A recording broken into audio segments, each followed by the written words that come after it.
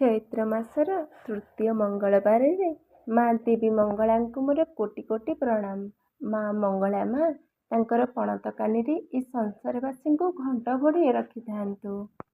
ସବୁ ବିପଦରୁ ଆପଦରୁ ସବୁ ଭକ୍ତଙ୍କୁ ଉଦ୍ଧାର କରୁଥାନ୍ତୁ। ଆପଣମାନେ ମାଙ୍କର ବେଶ ଦର୍ଶନ କରି ମାଙ୍କୁ ହୃଦୟରୁ ପ୍ରଣାମ ଜଣାନ୍ତୁ। ଆଜିର ଦିନଟି ସମସ୍ତଙ୍କ ପାଇଁ ଶୁଭମୟ ହେଉ। ମାଙ୍କ ପାଖରେ ନିଜର ଗୁହାରି ଜଣାନ୍ତୁ। ନିଜର ମନର ଦୁଃଖ କଷ୍ଟ କହି ମନକୁ ହାଲକା କରିଦିଅନ୍ତୁ। ଦେଖିବେ ମା ଆପଣଙ୍କର ସବୁ ଦୁଃଖ ଦୂର କରିଦେବେ।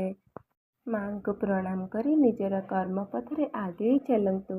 ମା ସଦା ସର୍ବଦା ଆପଣମାନଙ୍କର ପାଖେ ପାଖେ ଅଛନ୍ତି।